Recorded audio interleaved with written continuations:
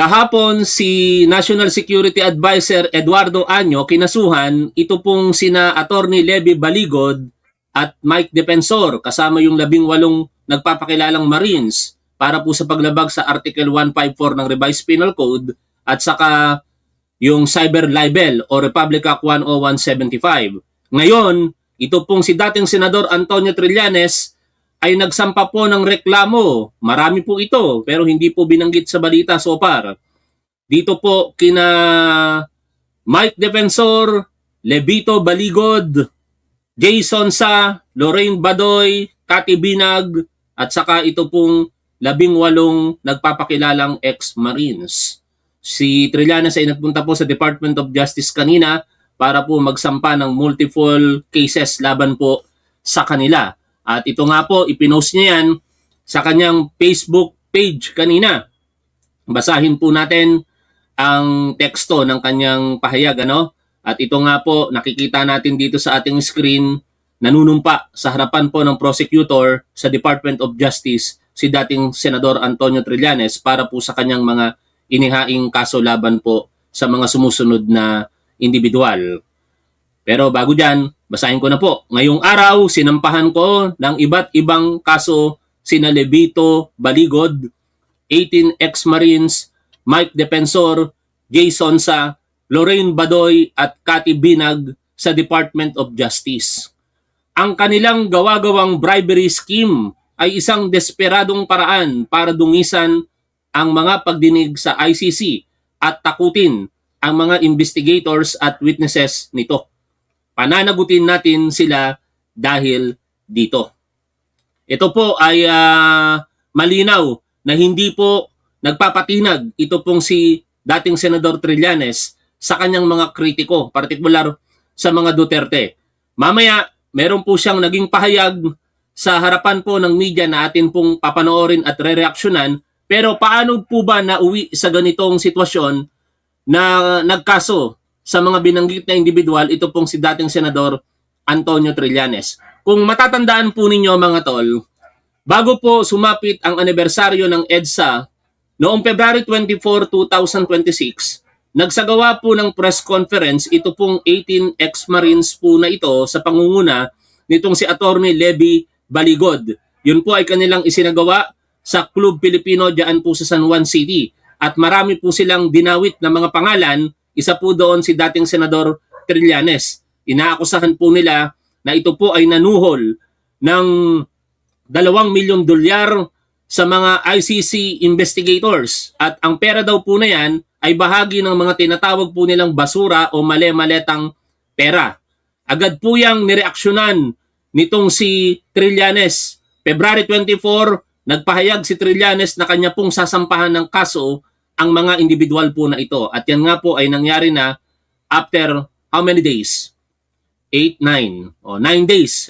March 5, 2026, formal na pong isinampa ni Trillanes ang mga kaso laban po dito kina Baligod. Hindi lamang po doon sa press conference na yan, nagsalita itong sina Baligod sa iba't ibang mga plataforma o mainstream media, nagpa-interview si Baligod at pinaninindigan nila yung kanilang mga sinabi sa press con. In fact, dito nga po sa pupuntahan nating interview ni Jessica Soho, pinagdidiinan niya rito at ng mga Marines po na ito di umano ang partisipasyon ni Trillanes kaugnay nga po ng naging pagpunta dito ng mga investigator ng ICC at ayon sa kanila, nagkaroon daw po ng panunuhol. Panoorin, balikan po natin ang interview na ito ni Jessica Soho dito po sa mga, I should say, sinungaling na mga tao.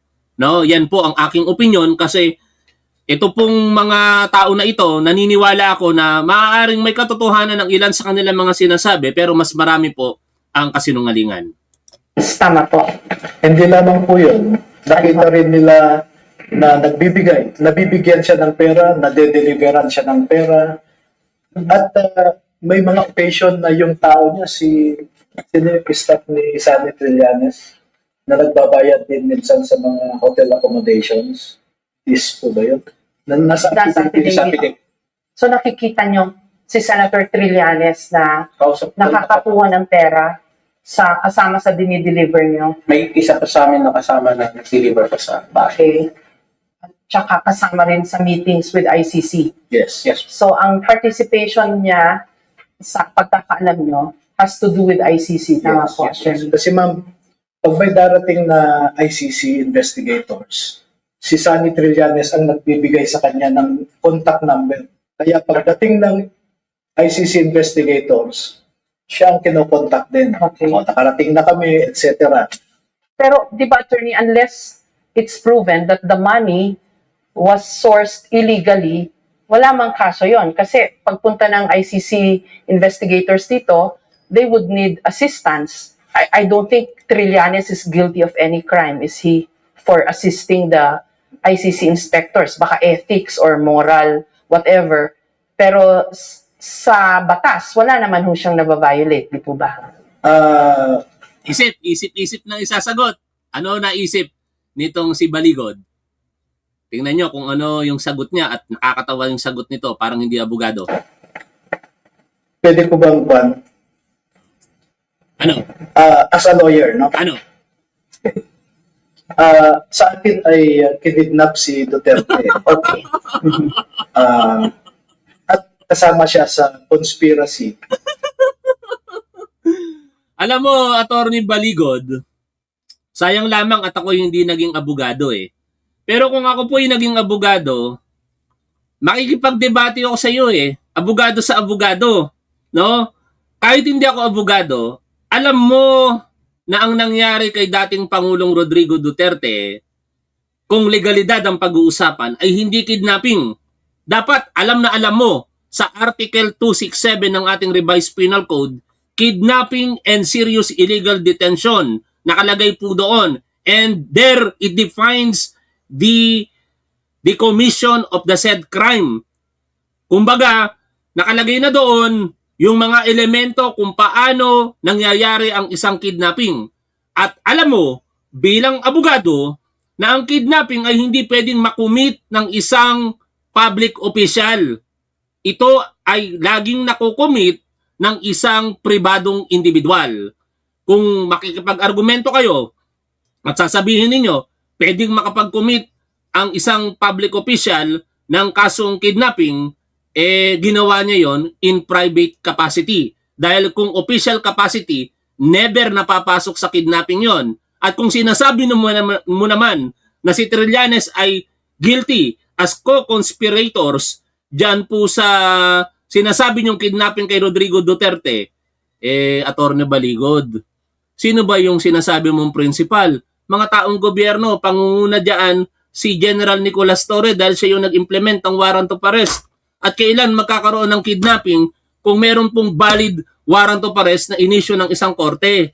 Attorney Baligod, salamat ka, hindi ako naging abogado.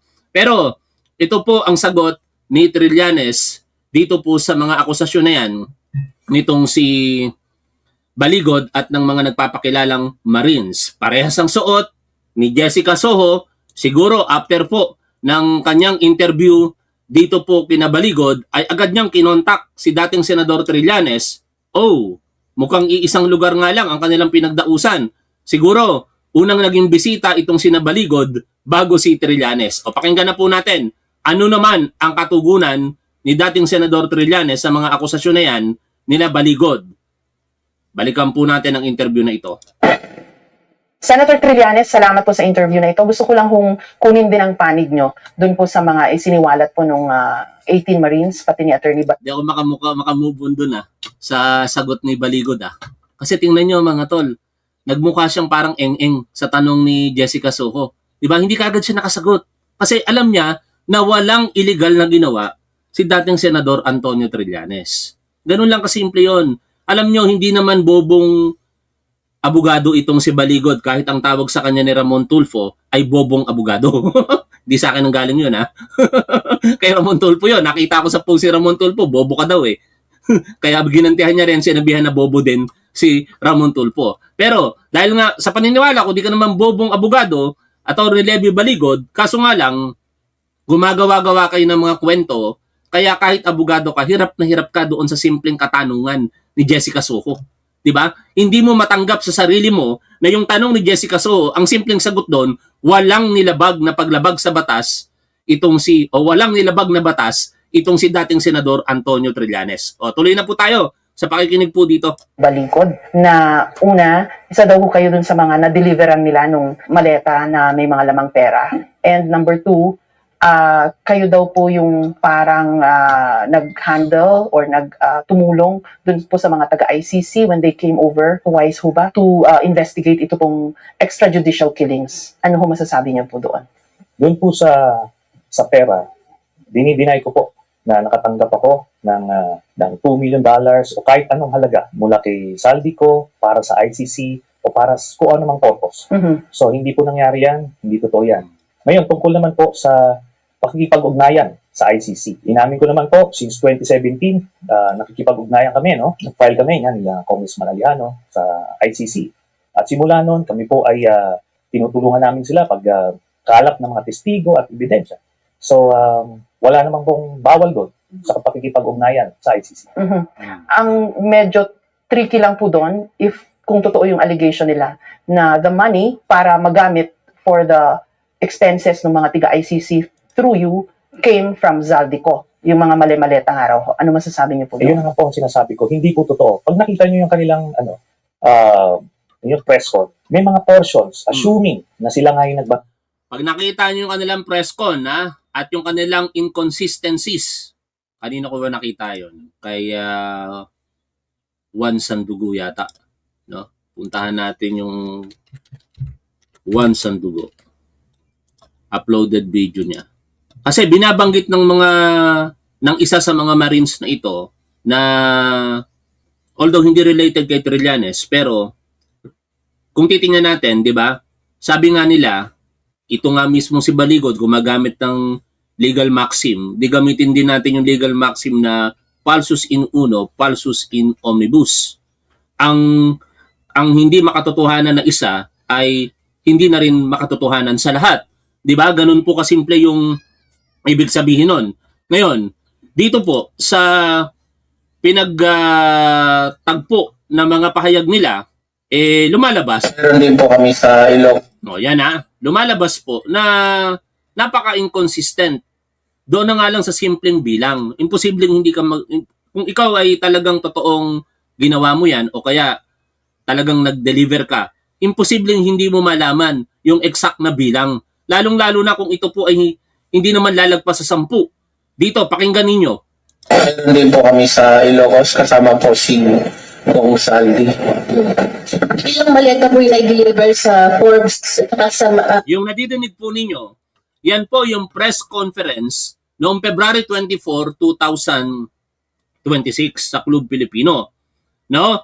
Ang nagsasalita ay parehas sa nagsasalita dito sa baba na interview naman ni Jessica Soho. Tingnan po ninyo ang sagot niya kung ilan doon sa nagtanong sa Club Pilipino at kung ilan dito sa tanong ni Jessica Soho. Ilocos. Yung sa Ilocos po ay sa Kahit Marita po. Ano pa nasaksihan mo, Bernard? Pag di-deliver din po namin kay BBM sa Ilocos, naghatid po kami ni Kong Saldi doon. Magkano yun dinala niyo? Mga 3 maleta ma. Di ba? Dito pa nga lang, isang example na po ito na nasa simpleng bagay, simpleng bilang, napaka-inconsistent na. 5 maleta nung tinanong sa Club Pilipino, nung tinanong ni Jessica Soho, 3 maleta lang daw. Alin sa kanilang dalawa ang nagsasabi ng totoo? Yun ang pinupunto ngayon dito ni Trillanes. No?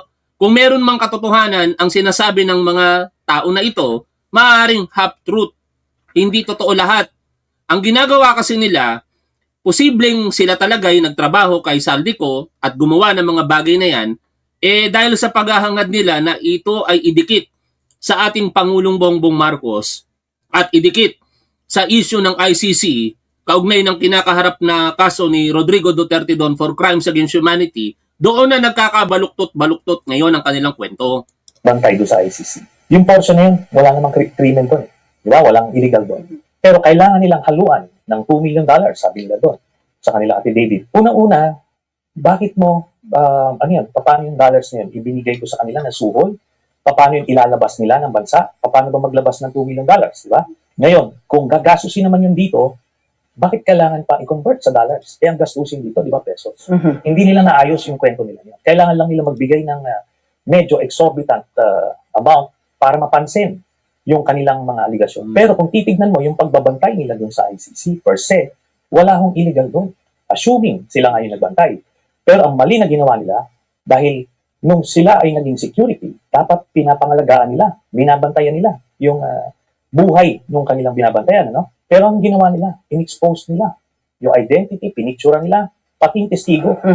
Anong purpose nun? Para matunton ng mga bata ni Digong at pagka nakuha nila yan, di wala na magtitistigo doon. Alam niyo yung ginawa ko nila na yan? Violation yan ng Article 17 ng Rome Statute. Ito yung Administration of Justice. Ang kaso po dyan, obstruction of justice. Dahil nilagay nila sa peligro yung buhay ng mga investigador at lalo na. So, ibig sabihin, hindi lang dito sa Pilipinas pwedeng magkaroon ng kaso. Itong silang Baligod. Ano? Kasi kung sinasabi na paglabag yan sa Rome Statute, pwede silang magkakaso sa ICC for obstruction of justice. Kaso lang, ang malaking katanungan doon, paano yun? Hindi na tayo miyembro ng International Criminal Court. Sana ma-follow up yung question na yon kay Antonio Trillanes. Ano? Yung buhay ng mga testigo. So yun po, ang obstruction of justice, ang magpa-file po niyan, ICC mismo. At darating na lang dito yung warrant sa kanila. Sana makasuhan nga dahil maling-mali po yung ginawa nila dyan. Kahit siguro kung ngayon nagbumuni-muni sila, iniisip nila, nasa tama sila. Saang party doon? Yung tama, yung para sa bayan na ginawa nila. Wala po. Actually, tinanong ko po si Attorney Baligod tungkol doon na wala naman, ngayon kung nag-investiga yung ICC dito, ngayon kung tinulungan siya ni dating Senador Trillanes o sila ni Senator Trillanes, unless it's proven that the money really came from Zaldico, then that becomes the tricky part. Pero ang sabi ho niya, hindi kasi siya naniniwala dun sa jurisdiction ng ICC over the case against Duterte. Ano hong sagot niya doon? Yun ang opinion niya. But ang opinion ko, supported ito ng decision ng Korte Suprema na from 2011 to 2019 na miyembro tayo, merong jurisdiction ng ICC. At kahit pumasok sila dito, hindi naman sila mga persona non grata. Okay. Hindi sila bawal pumasok dito. Hindi naman ako bawal makipag-usap sa kanila. So, ano ngayon ang problema doon? Ngayon kaya nga kailangan nilang lagyan ng pera component. Which is So not you true. think it's a spin? Yes, definitely it's a spin. Sabi ko nga, $2 million ang claim nila doon sa affidavit nila. Para saan daw yun? Ibibigay ko doon sa ICC, pangsuhol, tayo po, sa mga kababayan natin na nagbabiyahe. Paano ba maglabas ng $2 million? Mga sa commercial airlines lang naman sumasakayan sila. So anyway, lahat yan madidebunk ng ICC mismo kasi sisingilin sila nung kanilang mga administrators doon. Magbibigyan sila ng mga clearing documents sila, resibo, tickets. So yung kasi lahat talaga ng gastusin, dapat yung ICC pag mag-iimbestiga sila. So in essence, wala yun. Kailangan lang nilang lagyan ng $2 million para magkaroon ng saysa yun. Kasi ako hindi ko din na-deny. Sabi ko, assuming ilan sa kanila doon ay tunay nga na nagbantay. Bakit nila nilalabas to ngayon? Sana 2023 pa rin sila nagbabantay. Kung talagang feeling nila karumal-dumal yung ginagawa nila, ba't di nila tinanggihan yung trabaho na yun? Bakit di sila nag-expose ng mga panahon na yun? Bakit ngayon? Kung kailan kasagsagan ng confirmation of charges hearing? Bakit nga ba mga tol? Ano sa tingin ninyo ang dahilan ng paglabas nitong mga ex-Marines po na ito at ngayon nagsasalita laban partikular sa ating Pangulong Bongbong Marcos? Sige nga, alamin ko po kung ano po yung inyong mga saloobin tungkol dito. Pero siyempre, hindi ko na maiisa-isang basahin yan. I-comment ko na lamang po para na rin sa kaalaman ng mga kapwa po natin manonood. Bakit ngayon sila mag-expose? So itong suspect ako dyan, baka itong si Kaufman, gagamitin niya yung mga sinabi nila. Probably to request for a mistrial. Kasi talagang pananabutahi yung ginawa eh. Kasi sa lahat ng panahon, ngayon pa nila ginawa yung kanilang declaration. Hindi next week, pagtapos na yung confirmation charges, or late last year, kasi awak na nila impormasyon eh. Bakit ngayon lang? Ito ngayon ang mabibigat na tanong. Sino ba ang nagpondo dyan sa mga yan? Sino nag-organize sa kanila? Sino yung mastermind dyan? Sino yung nag-facilitate nung or nag-organize ng buong press con? Mabibigat na ano yan. At malalaman yan. I tell you, pagka inimbisigahan na itong mga to, yung 80 na sundalo na yan, pag hiniwa-hiwala yan at tanungin, lahat yan, bibigay yan. Malalaman natin magkano binigay sa kanila, sino nagdikta sa kanila kung ano sasabihin, etc. Yung isa ko doon, kasama nyo raw dati sa kulungan. Yung isa doon, dati namin kasama, pero ganun din nga ang naging problema. Bumaliktad siya habang nandoon pala kami sa kulungan, bumalik loob kina Gloria noon. So, it speaks of the character of the man. Ano hong balak nyo ngayon on your own, personally? Kasi I think yesterday you said something about you will be, ano yun, Filing. papanagutin ko kayo, Yes. parang ganon. I will be filing cyber ganyan. libel. No? At dito na tayo sa pag-file niya nga ng cyber libel kanina sa Department of Justice. At kaugnay po niyan, nagpaunlak po ng interview sa mainstream media at mga vloggers, ito pong si dating Senador Trillanes. Pakinggan po natin ang naging pahayag niya po dito. About dun sa integrity ng ICC investigations. Ang inala ko ito ay gagamitin ni Kaufman para panabutahe dun sa trial, dun sa kaso sa Dahi.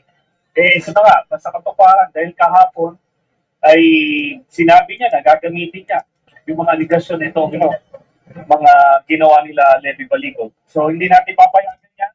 Kaya ito, nagkaso tayo. Tingin ninyo, sir, sino kaya ang nasa likod dito? May ibang ikaw na malaking tao. Ang nasa likod nitong pagkilos nila na yan ay ang Duterte Group. So, marami pang ongoing yung investigasyon ngayon. At marami tayong nalalaman. At kinalaunan, etong sasabihin ko sa inyo, ilan dyan sa 18 ex-soldiers na yan ay aamin kung sino talaga ang nasa likod nito at anong plano nila at kung ano man ang ibinigay sa kanila para kapalit nitong paglabas nito sa press. Sir, ano initial? Sa inyo na sasabi ng Lalabas na lang yan. Lalabas na. Antayin niya yan. Ganun talaga. Doon talaga uuwi yan. Sir, paano niyo nasabi na Duterte camp? Mayroon ba kayong initial evidence Yes. to prove? Meron Ano tayo. po yun? Unang-una, they stand to benefit most dito sa pangyayaring ito. Tapos, marami nang nakalap na ebidensya, impormasyon na nagtuturo doon sa grupo nila. Basta kinalaunan po, antayin nyo lang, lalabas kung ano talaga ang, kung sino ang nasa likod nito, magkano ang buong proyekto na yan, ano ang kapalit dito sa mga ginawa nila, at yun, kung sino ang nag-finance. Sir, how much does it be already updated na nagkausap daw sila ng cases? Sir, please, sir. Nagkausap na ba kayo? Ito po, si Ombudsman Rimulya, pwede niyang sabihin kung ano man yung nakikita niya. Ako po, hindi ko pwedeng sabihin kung ano yung mga detalye ng mga meeting, kung sino nakausap, saan, kailan, dahil ito ay maglalagay sa peligro ng mga involved na tao. ICC investigators man o yung mga testigo na nakausap. So hindi ko pwedeng sabihin yan. At hindi ko ikinaila na since 2017 nakikipag-ugnayan ako sa ICC, pagkalap ng ebidensya, testigo, at lahat ng kailangan gawin para palakasin yung kaso laban kay Duterte. Yun po yun. Nililihis nila yung issue nito eh. Si Duterte kaya siya nasa dalig dahil inabuso niya yung kanyang kapangyarihan. Inalal siya bilang presidente ng Pilipinas para pangalagaan ang bawat Pilipino. Pero anong ginawa niya? Pinagpapatay niya yung mga kababayan natin. At ito, pinagmamalaki nila yan ha. Walang pwedeng tumanggi na hindi nangyari yan. Bukod pa riyan, natuklasan natin na yung palang ginagawa niyang pagpatay, pangtakip lang dun sa talagang pakay nila, which is to monopolize yung illegal drug trade kasi meron siyang sa Ano basihan ni dating Senador Antonio Trillanes sa mga sinasabi niya na yan? Siyempre, yung mga first-hand information na napupunta sa kanya. Pero ang pinakamagandang basihan na yung sinasabi ni Antonio Trillanes ay makatotohanan or nasa official proceedings or record ng isang official proceedings ay ang naging pagbasa ng Quadcom report nito pong si namayapa pong akop, no? Bakit hindi ko ma-open? Pero hanapin na lamang natin dito. Kung saan sinabi po nito pong si Akop sa pagbasa na yon ng report ng Quadcom na ang mukha po ng kriminalidad at illegal na droga dito sa Pilipinas ay si Rodrigo Roa Duterte. Mahigit sa 20 minuto po yung report na yon na binasa ni Akop, pero ang pinakasuma total ng report na yon ay ang pagiging drug lords nitong si Rodrigo Duterte kasama pa ng ibang mga drug lords, at ang pinakalayunin lang ayon po doon sa report ay ang i-eliminate ang mga competitors nila dito sa Pilipinas para maging malaya sa importation yung mga kasabwat na drug lords di umano nitong si Rodrigo Duterte, partikular ito pong si Michael Yang. At ito nga po, ito po yung bahagi ng Quadcom report kung saan sinabi sa report na yan na binasa ni Congressman Acop na si Rodrigo Duterte ang mukha ng illegal na droga at kriminalidad. Napakasakit po dahil Pidigong won on the platform of a hardline stance against illegal drugs and criminality. Siya pala ang mukha ng illegal drugs at kriminalidad. Yan isa po yan sa mga pinangahawakan na ngayon ng publiko sa mga alegasyon laban po kay dating Pangulong Rodrigo Duterte. Sariling drug lord, saka partner, si Michael Yang. So pinagpapatay lang nila yung mga kompetensya nila, tapos sila na nag-import ng mga droga dito sa ating bansa. Ganun lang yon. So yung mga Pilipinong pinatay, ginamit lang panakot sa mga iba't ibang institusyon na ating demokrasya para hindi sila mapagsuspecha. Okay. Sir, pwedeng reaction naman sa sinabi po ni Atty. Abalido, kahit ang sundalo pa dito. Kahit na ano pang tawagin niya sa akin, sali na tayo dyan. Ganito na lang, harapin na lang niya ito. Tingnan natin kung magaling talaga siya na abogado. Sir, sa 18 may kasamahan kayo doon? Merong isa, I was informed, na dati namin kasamahan, pero nung panahon pa lang ni GMA, umano na yun, bumaliktad na yun, sumapi nung sa kina GMA noon pa. So, ganong kalidad ng mga tao na yan. Sir, would you know kung nagko-contemplate ang ICC na mag-initiate ng Article 70 violation? Yes. I know na unang-una, alam ko na violation yung ginawa nitong nila Levy Baligot at yung mga 18 na ex-soldiers. Violation niya ng Article 70 ng Rome Statute. Obstruction of justice ang pwedeng ikaso sa kanila. At nagsalita na yung deputy prosecutor, yung acting prosecutor ngayon, na deliberate intimidation yung ginawa nila Levy Baligot. Tapos yung pag-out nila nung mga identity. By the way, isingit natin ito kasabay ng pagsasampa ng kaso ni Trillanes dito kina Mike Defensor ay ang pagpa-press conference din nitong sina Mike Defensor kasama yung nagpapakilalang mga ex-Marines. Ayon nga po dito sa balita ng Inquirer.net, 11 of the so-called 18 Marines together with former Representative Mike Defensor answer questions from the media during a news briefing at Valle Verde Country Club, Pasig City on Thursday, March 5. The group emphasized their call for accountability, transparency, and due process as they continue to seek justice. Also present is former Armed Forces of the Philippines Chief of Staff Hermogenes Esperon Jr. Lahat po ng mga ito ay alam natin pong Duterte-aligned supporters. Hindi po mga pangkaraniwang Pilipino po ito na naghahanap ng pananagutan. Sila po ay talagang naka-aligned sa mga Duterte. In fact, ang mismong Vice Presidente po natin ngayon ay meron pong special pang pahayag for that matter. Babasahin ko po yung kanyang pahayag at bahala po kayo kung kayo'y maniniwala dito. Sabi po ni Sara Duterte, ngayong araw po na ito, March 5, 2026, mga kababayan, hanga ako sa tapang ng mga naging security personnel ni dating Congressman Saldico na naglakas loob magsalita tungkol sa umuning paghahatid ng mga maletang puno ng bilyong pisong pondo ng pamahalaan. Ngunit, habang ang mga paratang labang sa akin ay agad na ginawang sentro ng mga pagdinig, privilege speeches at walang humpay na fishing expeditions, sa ilalim ng mga investigasyong tinaguriang in aid of legislation umano, tila nakakabingi ang katahimikan ngayon. Sadyang nakakabingi ang katahimikan ng mga civil society groups na dati ay mabilis maglabas ng pahayag ng mga religious leaders na handang manindigan sa usapin ng moralidad at ng mga mambabatas na nagsasabing sila ay para sa transparency and accountability.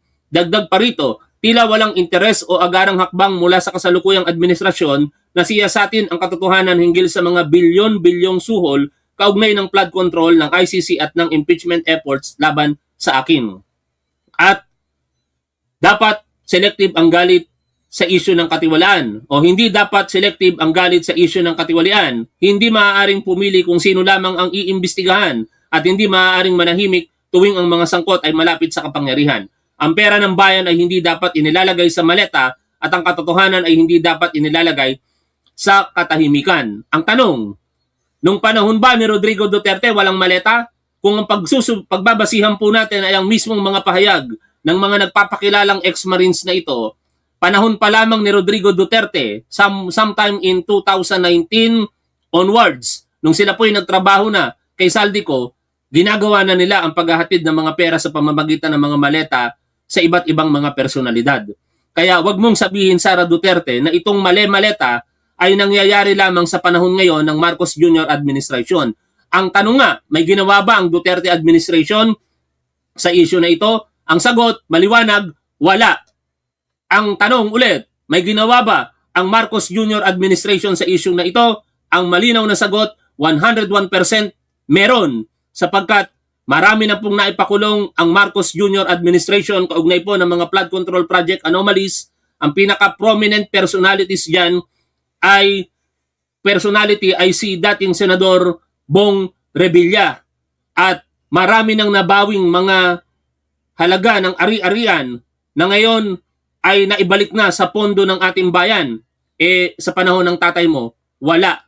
Ngayon, ang pinakapunto kung bakit marahil sinasabi itong pahayag mo ay para pagdiinan yung mga sinasabi ng 18 Marines na ito at i-divert yung issue papunta sa mga kasinungalingan nila at ilayo nga ito doon sa paghahanap ng pananagutan sa di umano'y namang paglustay mo ng pondo ng bayan, Sara Duterte. O anyway, balik na po tayo dito kay dating Senador Trillanes. Entities at names ng mga ICC investigators at ng mga witnesses. Dahil doon nilagay nila sa peligro yung mga taong ito. Ay, ito, liliwanagin ko lang. Yung sinasabi ng mga ex-soldiers na nagbantay daw sila doon sa ICC nung nandito. Kahit aminin ko na yung ilan sa kanila ay totoo nga nagbantay, wala pong kasalanan doon. Hindi po krimen yun. Hindi bawal yun. Kasi ang ginawa nila, kung totoo nga yung iba sa kanila ay nagbantay dito sa mga ICC nung nandito, kaya nila pinugtulo ng detalye. Kaya marami nakukumbinse na, uy, totoo yung sinasabi nito sa ganitong larangan, therefore, totoo rin yung $2 million. Hindi po. Ito, kahit aminin ko na, sige, totoong nagsundo sila, nagchatid sila, nagsundo sila mga testigo sa mga meeting. Pero hindi ibig sabihin nun na totoo yung $2 million na inaakusa nila sa akin. So, napakasimple lang yan. Kung kaya kong suhulan yung ICC, palagay nyo hindi susuhulan ni Duterte yung ICC. Di ba? Yung sinasabi nilang $2 million, kuha ng talent fee lang ni yun, ni Kaufman. Bariyang-barya sa kanila yan. So, barya lang talaga. Kasi kung ang pagbabasihan nga, yung alegasyon ngayon na di umano ito daw pong si Ramil Madriaga, hindi niya kinakailangang i-retract yung kanyang testimonya. Ang gagawin niya lamang ay wag sumipot bilang testigo sa impeachment laban kay Sara Duterte. Ang kapalit, name your price. Initially, 500 million pesos, 1 billion, or name your price. Ganoon kadesidido, di umano ang Duterte camp para lamang wag humarap bilang testigo itong si Ramil Madriaga. Ayon po sa kampo naman ni Ramil Madriaga yan. I am not saying na totoo yan, ha? Kasi syempre, ang nangyayari ngayon, accusation ng bawat party. Si Ramil Madriaga, sinasabi niya na siya ay naging bagman or aide ditong si Sara Duterte, pero ang sinasabi naman ni Sara Duterte, hindi niya kilala itong si Ramil Madriaga. Pero paano kaya pabubulaanan ang mga bagay na ito, no? Na laging ine-expose ni Pebbles. Puntahan natin yung post ni Pebbles Talakera. Oh. Ito paano kaya ito pabubulaanan? Sabi ni Pebbles Talakera, basahin ko na rin po ito. Ini-etyos na naman tayo ni Sara, ang machong prinsesa. Ay, bakit kaya machong prinsesa, no? Tingnan nga natin, nanapak ng sheriff si Sara. Tingnan nga natin yung picture niya. Kasi noon, nagtataka ako bakit ang bilis ng transformation ni Sara Duterte, no? No? Ano to? Sa tulong ng siyensya? Ito kasi siya dati, no? Ito, nung nanapak siya, erupted during the sheriff. di ba? Kaya siguro tawag sa kanya nitong si Pebbles Talakera, macho. No? Pero ngayon, kayo na humusga. Siyempre, baka sa tulong ng siyensya, kaya nagkaganon. Pero ganito siya dati, Anyway, yan ay medyo personal na, no? Kaya balik na po tayo doon sa sinasabi ni Pebbles Talakera. Ine-etyos na naman tayo ni Sara, ang machong prinsesa. Sa statement na inilabas niya na kinuha ko sa page ng GMA News, ang sabi niya is calling him an ex-aide assumes as fact the very lie that perjury complaint seeks to address. Ang lalim ng rason niya, ha? Hindi daw niya friend, aide, employee, or member ng staff niya. Pwede naman pero wag mong i-deny na hindi mo siya kilala dahil maraming ebidensya na may connection kayo. Hindi man as friend, staff, or employee, merong bagay na nagko-connect sa inyo na syempre hindi mo pwedeng banggitin sa statement mo. Nakakapunta nga siya sa bahay mo, di ba? At bakit si attorney kilala lang ang binanggit mong nakakakilala sa kanya na professor mo sa Baste at prosecutor ngayon sa ombudsman?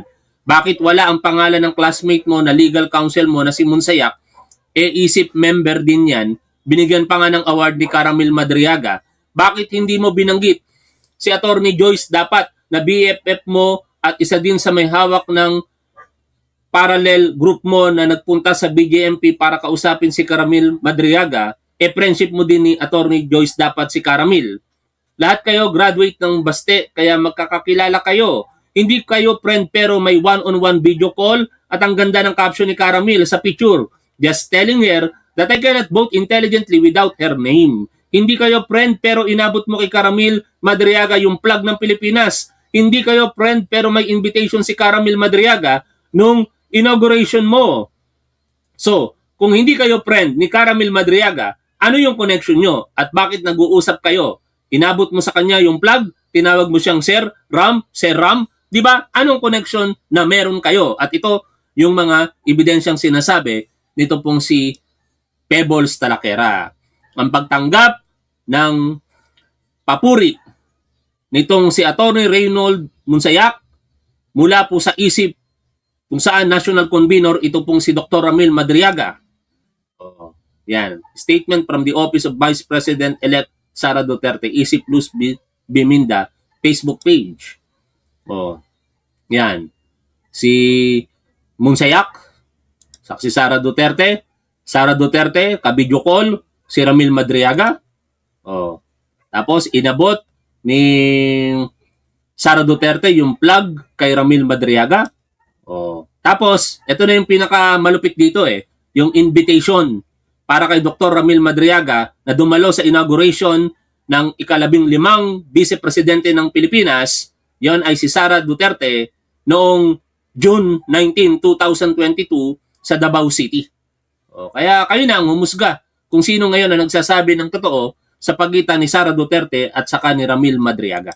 Doesn't make sense pero kailangan nilang ibain yung reputasyon ng ICC. So, yun lang po yes.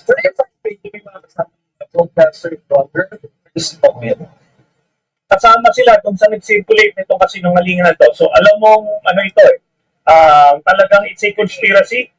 Hindi ito random na pangyayari. pinagplanuhan nila to. Kasi isipin nyo, last year pa natin pinag-uusapan yung mga mali-maleta na yan. Si Gotesa lumabas na, bakit hindi sila sumabay doon? Di ba? Kung talaga meron silang sasabihin na totoo, dapat sumabay kayo doon. Kung talaga matatapang kayo, ba't di nyo ginawa yun? Ganun lang kasimple yun. Oh, last year, ni Ogong, ni Chismis, walang lumalabas tungkol sa mga mali-maleta tungkol sa ICC. Tapos ngayon, timely, nilabas nila ito sa kasagsagan ng confirmation of charges hearing. Biglang meron ng ganyan. So, very malicious. Kaya yun ngayon ang basis natin for this case. At yan, narinig po natin ha. Yan ang mga basihan kung bakit po nag-file ng samot-saring kaso ito pong si dating Senador Antonio Trillanes kina Mike Defensor, Levy Baligod, Jason Sa, Lorraine Badoy, sino yung isang babae? Nakalimutan ko bigla. Cathy Binag at saka ito pong 18 ex-Marines. O, maraming salamat sa inyong lahat mga tol. At gusto niyo pa bang mag-live tayo mamaya? Shoutout po sa inyong lahat. Lagi po nating tandaan kung ano po ang tama at dapat, doon po tayo. Keep safe. See you always. Bye for now mga tol. Ito ay panawagan para sa kolektibong kilos tungo sa pagbabago ng ating pag-iisip, pananalita at gawa. Bagong Pilipinas is addressed to all government officials and employees and citizens of this country. It is an invitation to all of us to think about being a Filipino and view the nation from a renewed perspective. It is a call for transformation. The transformation of our idea of being a Filipino and the transformation of our economy, of governance, of society. Bagong Pilipinas transcends this administration. Ito ay hindi pagtakip sa kung anumang mga kakulangan ang meron. Ito ay imbitasyon sa bawat isa na kabahagi ka sa paghahanda at pagpapaganda ng ating bansa. Malaki ang inyong maitutulong, mahalaga ang inyong ginagawa. Ang disiplina, pagiging mahusay at magaling sa kanyang-kanyang larangan at pagmamahal sa bayan. Ito ang mga sangkap ng isang makabagong Pilipino na ating isinusulong. Ngunit hindi lang ito ang mensahe ng Bagong Pilipinas. Binibigyan din dito ang kalagahan ng maayos na trabaho mula sa amin sa pamahalaan. Sa Bagong Pilipinas, ang pagbabago ay nagsisimula sa pamahalaan. While power emanates from the people, change must begin from government. Sa isang Bagong Pilipinas, lalo pa natin pupukpukin na maging maayos ang ating mga lingkod bayan. Una, bawal ang tamad at makupad sa pamahalaan. Services must be fast. Projects must be completed on time. Deadlines must be met per schedule. In whatever government office, red tape must be replaced with a red carpet. Yung sungit ninyo, palitan na ninyo ng ngiti. Pangalawa, bawal ang mga hindi tapat at nangungulumpat. Sa Bagong Pilipinas, bawal ang waldas. Pangatlo, bawal ang mga pang-api at naghahari-harian. You are servants of the people, not their lords. Huwag nating pahirapan ang taong bayan. Tapos na ang panahon ng pagkukuyakoy sa loob ng mga tanggapan ng gobyerno. Ang tagumpay ng panawagan na ito ay nakasalalay sa ating pagkakaisa. Sa isang Bagong Pilipinas, walang puwang ang mga paninira at paghahatakang pababa. Unahin natin ang ating bayan. Magbago na tayo dahil walang bagong Pilipinas kung walang bagong Pilipinas. Sa Bagong Pilipinas, may pag-asa ang lahat. Ang pag-asa ng bayan ay nasa ating lahat. Mabuhay ang bawat Pilipino. Mabuhay ang Pilipinas. Mabuhay ang Bagong Pilipinas! Panahon na